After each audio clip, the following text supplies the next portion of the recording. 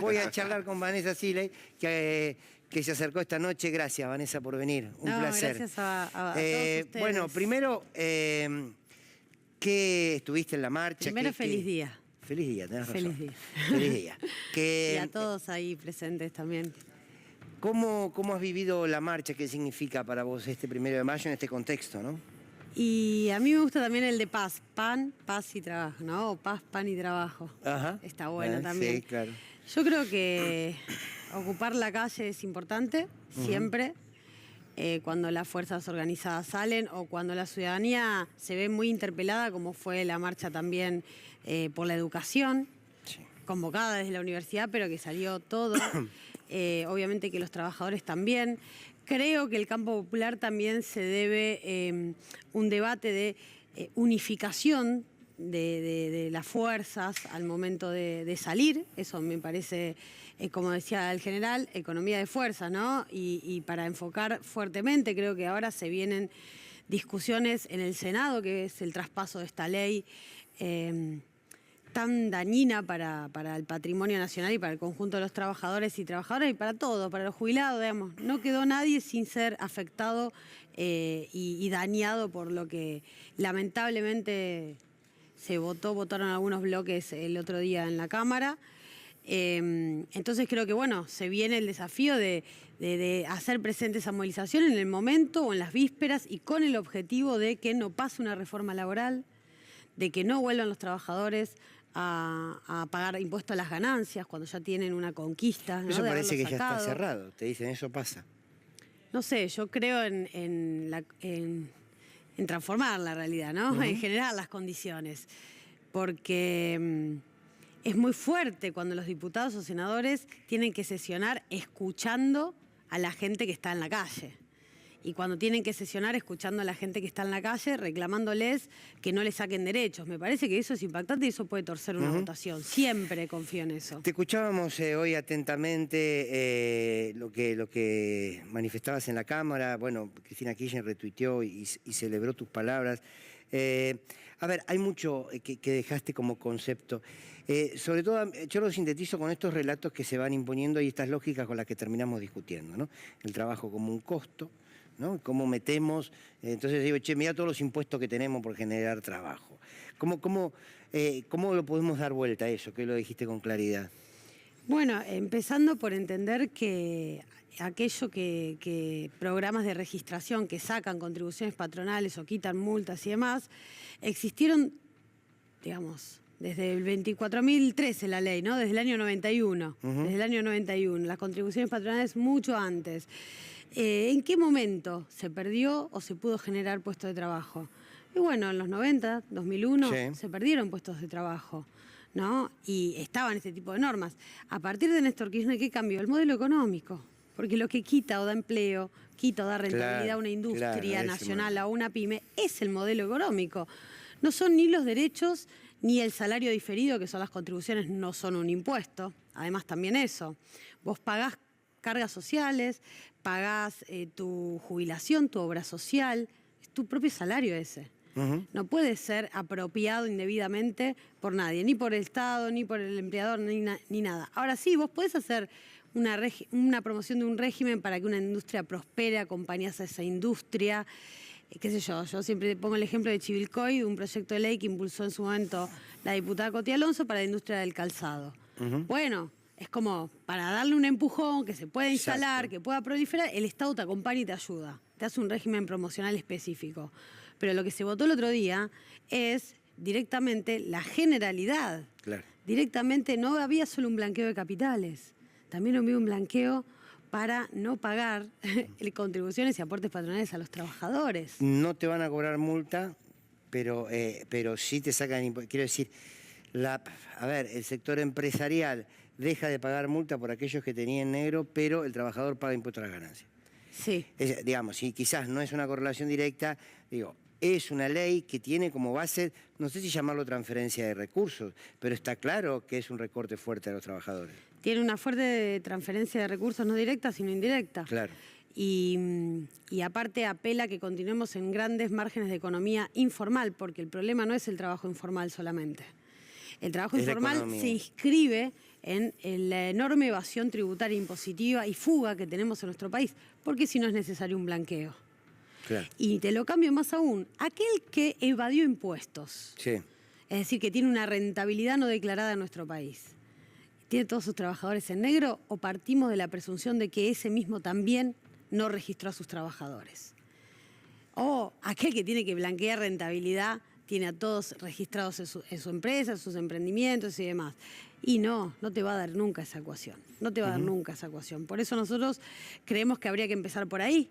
Perfecto, vas a blanquear tu rentabilidad no declarada, que venga como correlato registrar a los trabajadores que tenés, aquellos que blanquean, Claro. además de repatriar los recursos. Esto está puesto en nuestro dictamen de minoría. Estaba puesto, digamos, ¿no? Porque ya el dictamen no prosperó, pero es la propuesta que nosotros llevamos adelante. Digamos, blanqueo hizo Cristina, blanqueo de capitales hizo Cristina, se hicieron en todos los gobiernos. Ahora, ¿qué condiciones vos pones para ello? La repatriación, la obligación de no despedir por determinado tiempo a esa empresa, la obligación de registrar, si no los tenés registrados, aplicando un índice de AFIP que se llama IMT, que existe en nuestro país. Es una presunción de cuántos trabajadores tenés que tener registrados vos. Y lo tiene la AFIP con un barómetro donde se puede calcular, obviamente admite prueba en contrario esta presunción. Sí, claro. Vos sos empleado y decís, no tengo 100 trabajadores como me obliga el índice, pero porque tengo esta máquina, esta tecnología, reemplacé por acá. Bueno, perfecto, estás a derecho. Ahora, es muy fácil descubrir quién tiene trabajadores no registrados. Claro. Vamos a escuchar, si te parece, Vanessa, algo de lo que dijo hoy precisamente el presidente de la Nación en una entrevista en relación al trabajo. Dale. La economía argentina de corto plazo va a tener una recuperación y de hecho ya la está teniendo. De hecho, fíjense que los salarios le están ganando a la inflación y en una inflación que viene a la baja. De hecho, recién... Pero eso perdón que me la interrupción, ¿eh? Estamos hablando con Esteban Trébol el otro día. Porque no hay un consumo. Yo no veo los restaurantes llenos. No es que no. Técnicamente... Pero, Luis, estas cosas, lo que uno tiene que entender es que no es magia, que no es instantáneo, que demanda tiempo, pero, digamos, la búsqueda de los atajos a lo largo de los últimos 100 años han hecho de que de ser el país más rico del mundo seamos 140. Bueno, ahí estaba. Sí, los atajos los veo por parte de este gobierno, sinceramente. Veo que las recetas son antiguas, todas las recetas que se están aplicando son antiguas, más que nada con respecto al empleo. Nosotros habíamos avanzado muchísimo cuando dos de las normas que cambiaron y afectaron son, fíjate, el Estatuto del Peón Rural, ¿en qué gobierno se sancionó? En el gobierno de Cristina. Sí. El Estatuto de Trabajadoras de Casas Particulares le saca la indemnización a las trabajadoras de casas particulares. ¿Qué tiene que ver con la inversión? Eso no lo sé. Pero sacarle la indemnización a una trabajadora de casa particular... Ahora, ¿esta ley está pesado por un sector de la economía? Definitivamente. Nosotros decimos que es un plan de negocios. Tanto el DNU como esta norma. Y aparte, esta norma tiene aspectos que se contradicen con el DNU o se superponen con el DNU. No sé cómo se va a resolver este tema. Y lo que sí creo es que ya no hay más excusa en el Congreso de la Nación para, cuando nuestro bloque vuelva a pedir por segunda vez la convocatoria de derogar el DNU, a presentarse todos los bloques que de pico dijeron que estaban en contra y que era inconstitucional. Yo no lo he visto en mi vida, ¿eh? Yo he visto, y vos seguramente mucho más que yo, a diputados y diputadas que han remado un argumento indefendible para justificar un voto. O sea, hacer magia para decir, bueno, mira, lo voy a votar por esto. Ahora, tener un discurso antagónico al voto que segundo después va a hacer, yo no lo vi nunca. El compañero Héctor Recalde decía, que fue diputado muchos años, ahora somos compañeros en el Consejo de la Magistratura, decía, muy duro en los considerandos, muy flojo en la parte resolutiva. Claro. En este caso ni siquiera eso. En este caso directamente es opuesto el voto al discurso. Lo escuché en varios. Varios que evidentemente no están sintiéndose cómodos, pero eso a la gente que lo votó no les importa, su incomodidad o su mayor o menor nivel de participación con el gobierno. ¿No sentís que eso le golpea a la política? Es injusto, yo sé que es injusto, pero ¿no sentís que le golpea a la política toda? Siempre. Porque hay mucha gente que termina generalizando diciendo, mirá lo que son los políticos, y todo junto, como si todo valiese uno. Sí, pero hay que seguir dejando y dando testimonio. Yo creo que es muy importante que seamos políticos, pero que más seamos militantes. Más seamos militantes. En donde estemos, en donde te toque estar, porque en definitiva los cargos son una circunstancia para cumplir un objetivo. La política no es una carrera, no se llega a un lugar. En todo caso tenemos que cumplir el objetivo, cumplir la misión, y si para cumplir una misión que para nosotros es la felicidad del pueblo, tenés que ocupar un cargo, 10 o ninguno, bueno, son cosas accesorias, ¿no? Obviamente que el Congreso de la Nación es una caja de resonancia. Sí, claro. Todo lo que allí sucede resuena en la sociedad porque son los representantes del pueblo. Por eso también hay que tener conducta, por eso también hay que, digamos, tener una aptitud moral desde la política. A mí eso me parece fundamental, digo yo. Trabajar muchas horas, siempre trabajar para los demás, estudiar las cosas y, bueno, saber fundamentarlas. Avi. Sí, pensaba, de hecho, Vanessa, ¿cómo te va? Buenas noches. ¿Cómo estás? Bien. Pensaba, cuando hablábamos de la cantidad de los políticos y la mirada que hay desde la sociedad hacia la clase política, ¿no? También, ¿qué pasa cuando vos decís hay que militar? ¿Todos militan bajo estos mismos preceptos que vos acabás de distinguir? ¿Todos militan para el bien común? ¿Todos militan para el pueblo? La palabra pueblo, ¿se utiliza siempre bien? No siempre hay todo en todos lados. O sea, hay como en todo, puede pasar en todos lados, a mí me puede parecer una cosa o la otra de los demás. Pero bueno, hay que empezar por casa. Hay que empezar por casa. En este caso, nosotros, la postura de nuestro bloque fue coherente y fue firme, de muchísimos compañeros y compañeras que además tuvieron una participación muy grande en las comisiones. Y bueno, yo espero más.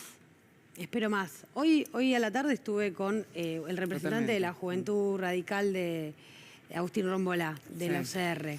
Estaba enojado con los diputados radicales. Y él estaba muy enojado porque la reforma laboral fue incluso impulsada y promocionada por la UCR, que presentó proyectos que son peores que el DNU. Y ellos pedían que se agrave la situación de lo que había entrado en esta ley ómnibus. Y bueno, pero fíjate que la militancia, que es las bases de los distintos partidos, ya están llamándole la atención a los dirigentes.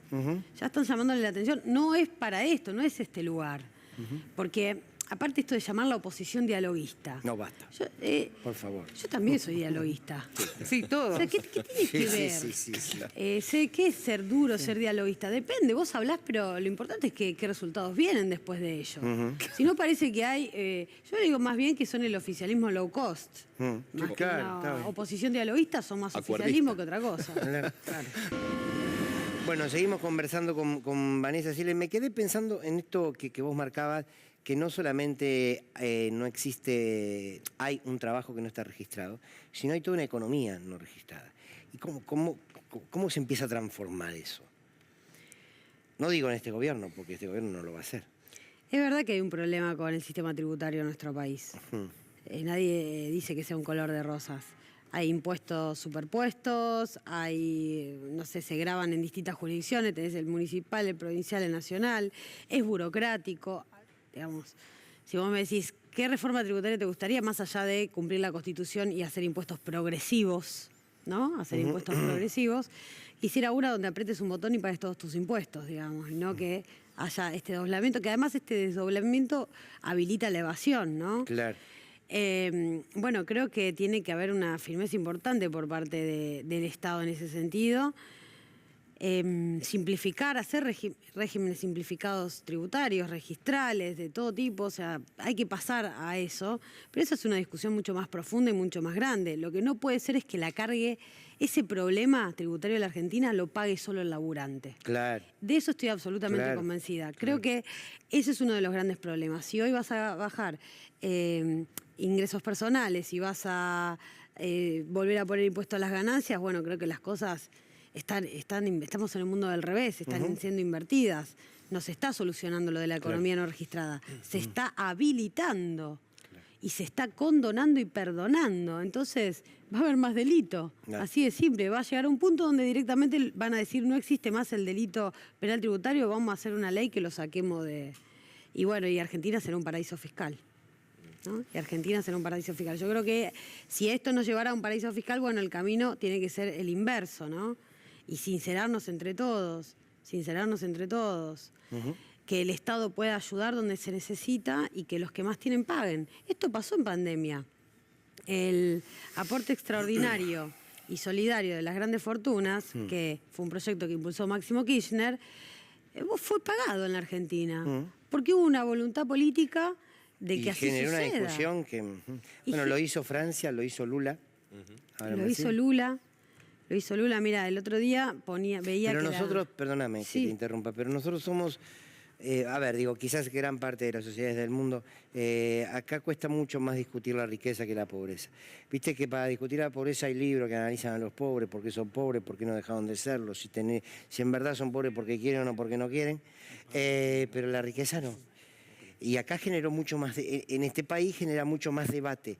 Esa ley que vos dijiste, y acá mismo también, en los medios, Sí. generaba más debate. Che, hay que cobrar o no hay que cobrar a grandes fortunas, que tener a la mitad de nuestros niños y niñas menores de 16 años, el 56% de ellos en la pobreza. Sí, coincido. Suele pasar en momentos históricos donde se llega al 50-50, el reparto total de la riqueza entre el capital y el trabajo, que después de ahí vienen grandes olas, ¿cómo decirlo?, neoliberales o de derecha y procesos de regresión. Pasó con Perón, antes de la dictadura, antes de la dictadura, en el 75, el reparto de la riqueza, llegamos al 50-50, Sí, claro. y pasó con Cristina en el 2015. Cuando vos contabas sobre los salarios, y bueno, en el 2015 no solo que había 5,5 de desocupación, sino que teníamos el salario mínimo vital y móvil en dólares más alto que la región, igual que la jubilación. Digamos, a veces parece que altos niveles de igualdad no serían tolerados por nuestra sociedad. Sin embargo, sí altos niveles de desigualdad. Bueno, esta es una discusión social profunda que nos tenemos que dar, Me diste ¿no? una idea para una editorial, claro, es eso que acabas de decir. Me encantó la síntesis, dolorosamente me encantó la síntesis. Pablo. ¿Cómo te va, Vanessa? Buenas noches. Hola, Habías dicho que hay que desarmar ese discurso que es difícil, ¿no? De que el trabajador sale caro. Y hay muchas verdades o discursos instalados. ¿Cuál te parece que podría ser otro para discutir y tratar de desarmar también? Bueno, mira, en la ley Ómnibus hay una paradoja de lo que votaron el otro día con respecto a la reforma laboral. Tanto el fondo de cese como el periodo de prueba no es que están regulados automáticamente, sino que están en cabeza de los sindicatos, es decir, en cabeza de las convenciones colectivas de trabajo. Es decir, ¿no era que estaban mal los sindicatos? Acá otra de las grandes sonceras para derribar, ¿no? Y los sindicatos tienen mucho poder, y que los sindicatos arruinan el empleo, y que esto, que aquello, y que las convenciones colectivas. Ah, pero para poder sacar derechos, ¿sí le vas a dar poder a un sindicato? ¿Sí le vas a poner en cabeza de una convención colectiva la ampliación del periodo de prueba 1 año, por ejemplo? Claro. Y ahí tenés otro mito, que los sindicatos están mal. No, porque después vienen ellos, yo digo, ¿no?, estos tipos de gobiernos, y ponderan a los sindicatos que entregan a sus trabajadores. Los únicos sindicatos que están mal son los que defienden a sus trabajadores, ¿no? Claro. Entonces, bueno, ahí afiliarse al sindicato. Digo yo siempre, vamos a afiliarnos a todos los sindicatos. Jorge. Vanessa, se habla de paraísos fiscales que en realidad son guaridas fiscales, y no es necesario explicar que esas guaridas fiscales son por donde pasa el dinero básicamente del narcotráfico, de las transacciones de armas y de los delitos más terribles que hay. Sí, de la trata de personas, de la trata de personas. etcétera. Sí, por supuesto. Son los delitos mundiales, les dicen, ¿no? Aparte, la verdad que... ¿Y quieren que seamos eso nosotros acá? Esa es la pregunta, digamos. Si esto sigue así, yo creo que vamos camino a... Si este tren sigue por estas dos vías, vamos camino a una entrega del patrimonio nacional y los recursos naturales, porque nosotros tenemos un país bicontinental, y abajo de las Malvinas hay casi una Argentina más entera, que es nuestra porción de Antártida, que es por lo que vienen. Y no lo digo yo porque se me ocurra, porque es un discurso taquillero. Lo dijo el embajador de Estados Unidos cuando dijo que éramos la tercera reserva de gas no convencional, la primera del litio mundial, ¿no? que teníamos una pampa húmeda formidable, nuestros recursos acuíferos, cuando dijo el oro, la minería en la Argentina. Bueno, digamos, los argentinos estamos parados sobre esto. Esto es lo que viene. Y el otro carril, definitivamente, el otro carril es que seamos un paraíso fiscal. Entregar Ahora, nuestra tierra y que seamos un paraíso fiscal. ¿Cuán consciente es la dirigencia política, en términos lo más generales que se puedan, de esto que vos decís? Porque es cierto que vienen por los recursos naturales. Vuelvo a lo que dijo Cristina Kirchner el otro día, ¿no? Cuando dijo, me hago avatar o me disfrazo de avatar, Sí. me pinto de azul, ¿no? Hermosa metáfora para que se entienda Claro, de qué se bueno, trata, pero ¿no? digo, a veces parece que no forma parte de la agenda. Bueno, Está bien, hoy con hay los que quilombos- mirar. Está bien, sí, está bien. Sí, no, pero es lo que hay que mirar. Es lo que hay que mirar, porque tiene que formar parte de la agenda. Que lo charlemos acá ya es importante y que se hable. Y cuando vos al pueblo, a los trabajadores, a los laburantes, empezás hablando desde el sentimiento de país, de patriotas que tenemos que tener, genera mucha más empatía y se toma más conciencia de que todo lo demás a veces es una gran pavada. ¿No?